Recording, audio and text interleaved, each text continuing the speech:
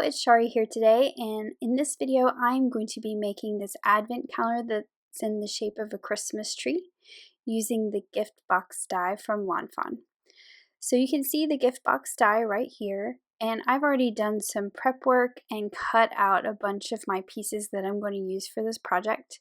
Here are the box pieces that I've cut. I still need to cut one more, and I will do that in the video. I also want to show you how I cut them to get the most out of your paper. So the tree here has 6 layers to it. Of course, the largest layer is on the bottom, tapering to the smallest on top. On the very bottom, the first layer of boxes, you're going to have 7 boxes, followed by 6, 5, 4, 3, and then there'll just be one single box on the top. The box on the top is extra. The ones below, all those will add up to 25 boxes. So you kind of have an extra box at the end when Christmas arrives. Now I use 12 by 12 paper for all my boxes here, and that was also so that the inside has a pattern in it as well. And you can get 6 die cuts of boxes from one 12 by 12 sheet of paper, and I will show you how to do that and make the most of your paper here in just a minute. So I've already got my pieces here, and for my particular tree I decided I wanted to vary the color by each tier of the tree. So for the bottom I'm going to have 7 green boxes, and I am using all of the same pattern for each layer, followed by 6 red boxes of this sweater pattern. I've got 5 green boxes for the next layer, 4 red boxes for that layer, and then I've got 3 green boxes, and then on the top I'm going to do something different. So I need to cut one more of my layer that has 7 boxes. I need to cut one more box. I only cut 6, and I saved one so that I could show you how to make the most out of a 12 by 12 sheet of paper. So here I have a 12 by 12 sheet of paper. The first thing I'm going to do is I'm going to cut it in half so that I have 2 pieces that are 12 inches by 6 inches.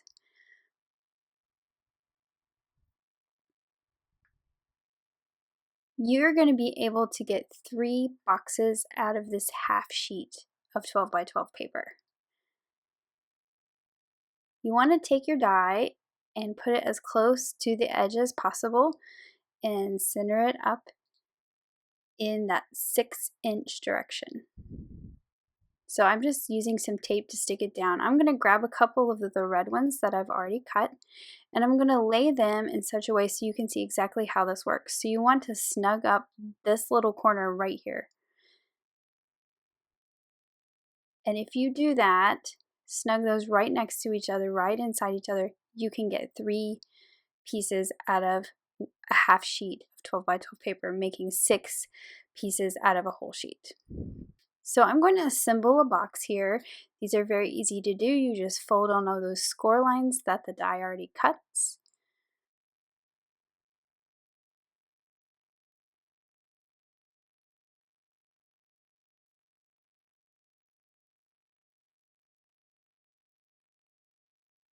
Just like that, and then you're going to add some adhesive to 4 of the little flaps.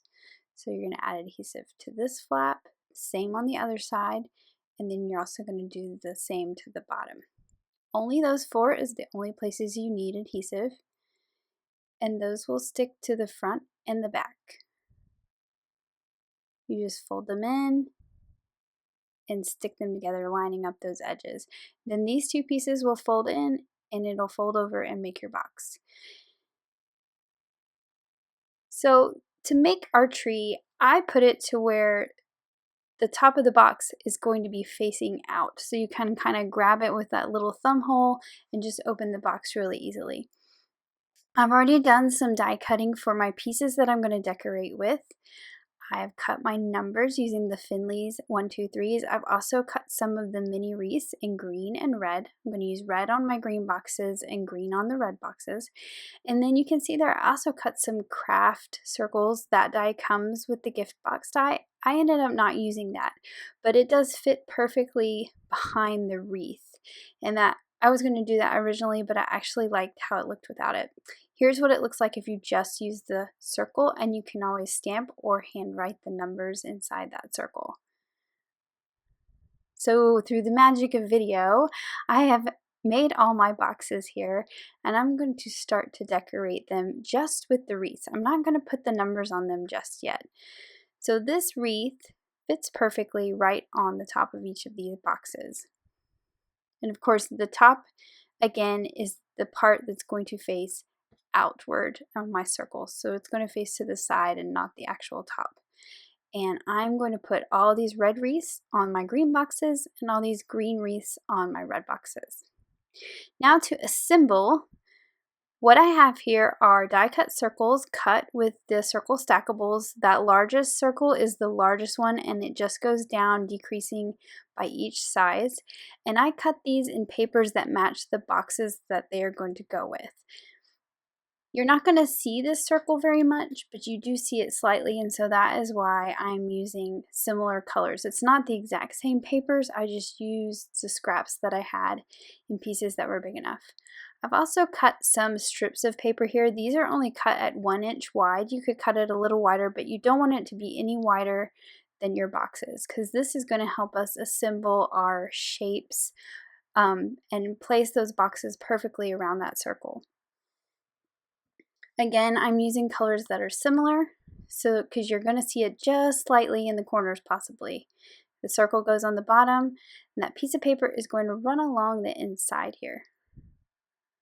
So these boxes are 1.5 inches wide, and so the easiest way to kind of make these oddly shaped polygons, you know, a 7-sided polygon is not something we make very often, not like a square or a triangle.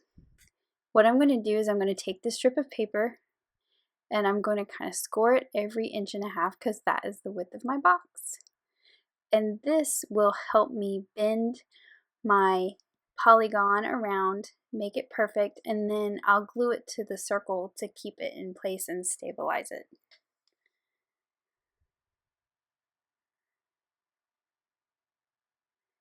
Now you can see I'm folding these here just slightly, not making a super crisp crease because it's not going to be an exact science here. I know these boxes are only 1.5 inches wide, but when you start putting this on the strip, it doesn't always end up right at the folds perfectly. This is the 7, the layer with the 7 boxes, and so it will use almost the whole strip of paper. The other ones will end up being shorter. So what you want to do is, since this one actually has a green side and a white side, I want to make sure the green side faces out, like if you saw it between the boxes and you saw a little bit of color, that you're going to see the green. So the inside is going to be white, but you're never going to see that part. It's going to get covered up by the layer above it. So on this one, I use liquid glue, and I'm just lining these up right next to each other, right on this strip of paper. You're going to see here when I start to do the other layers, I actually switched over to a tape runner and didn't use the liquid glue just because I didn't have to wait for it to dry. It actually worked a little better when I picked it up to make that circle of boxes. So I'm just going to line them all up right on there, and then you can see if I have my score lines, once you turn it on its side, it's easy to sort of bend it and make that polygon.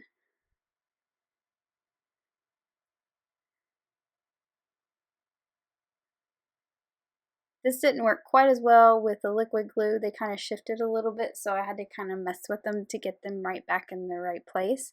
But it does get a little easier if you use the tape runner. So now that I've got this shape, I can kind of line it up on my grid mat, sort of make sure it's even.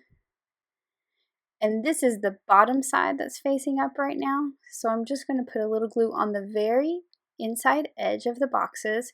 You don't want it out too far because this circle is only going to touch the inside edges. You can put that circle down right there and just make sure it's pretty even.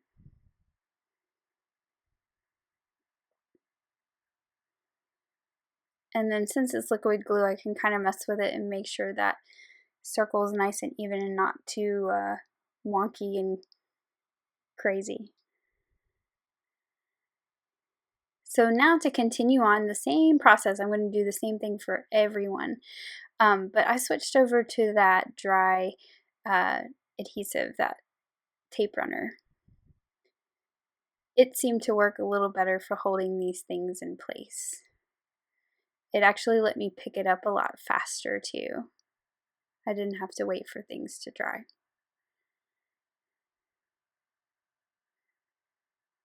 I also found that it worked well to kind of pick it up and fold those as I go versus folding them ahead of time. I did score them, but I didn't necessarily fold them ahead of time because it doesn't always end up in exactly the right place. So you can see there, I've got all my folds right between my boxes. This one was a little off, and with that dry adhesive, I can just kind of pull it off, and then I can trim off this extra piece that I've got hanging out here.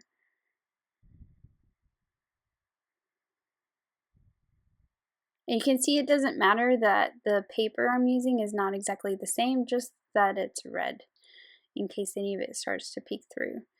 So I can make that 6-sided polygon, that hexagon there, flip it over, add a little liquid glue, and then add that circle to the bottom. You can put the circle on top, or you can flip it over and lay it on the circle, whatever is easiest for you and you find that works best for you.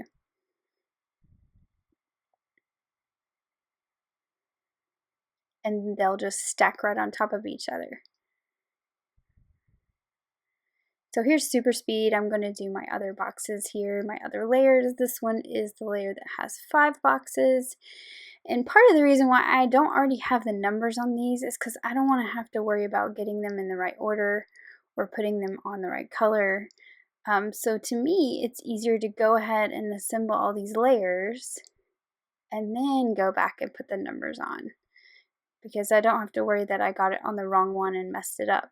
Now, that being said, you can also just put them in any order you want. I started at the bottom and did 1 through 7 on the bottom layer and then worked my way up, but it could be completely random. That could be fun to have to search for the next number for the next day as we count down to Christmas.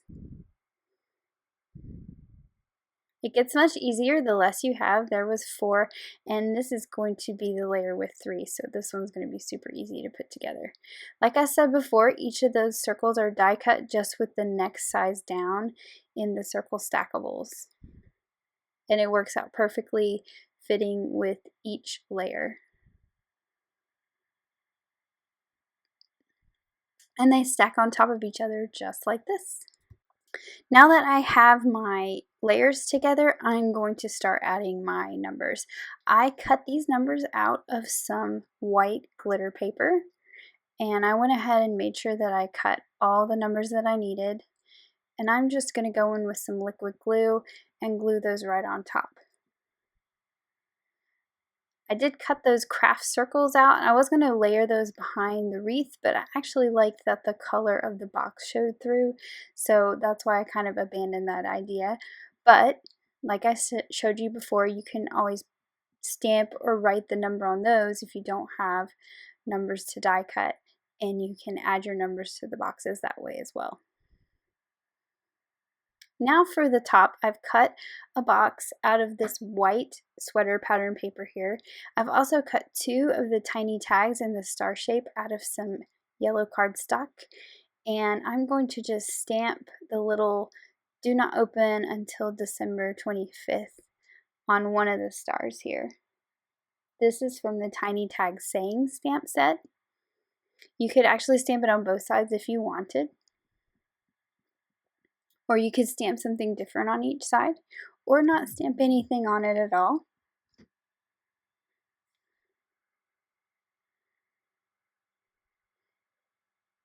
And to assemble these, I'm just going to leave the bottom open because it's going to slide over a toothpick. So I'm just putting a little bit of adhesive on all the points, but I'm going to leave the bottom open so I can slide that toothpick up inside there.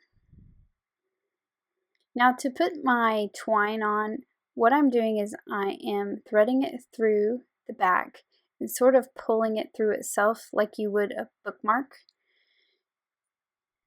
And then I'm going to tie the bow, and this keeps the bow on the very front of the star and gives it a way to stay a little bit straighter, and it's not tied to one side of that hole. Then I can just trim my ends to the lengths I need. Now to add the toothpick, what I'm going to do is I'm going to just poke a hole in the center of the top of the box. I'm just using a paper piercer, and I also have a piece of craft foam that I'm poking it into. This will give me a place to stick my toothpick.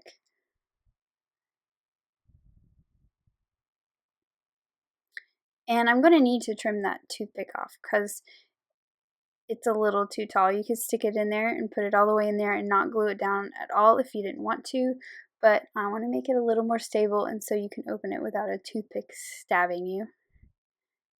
Just like this, and then we're going to finish it off. I'll show you how to do that in just a second. So I'm just going to take that toothpick and trim off the excess with my Tim Holtz scissors here.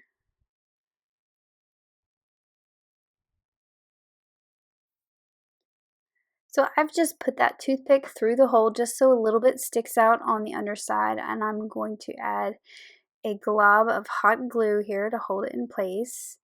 And then I'm going to cover up that glue just with a die cut red heart. This is cut with a heart die that's included with the gift box set, and it's just a nice way to cover up that glue and sort of finish it off. You have a cute little surprise when you open up the box and there's a little heart there. Now, you just stack all these layers together. You could glue them together if you want them to be a little more stable. I didn't glue mine together so that you could unstack them for storage purposes. So here's a look at that tree, that Advent tree. Here's a closer look at those glittery numbers, excuse me. And here's a look at the two different ones together. Thanks for watching. Have an amazing day. Bye.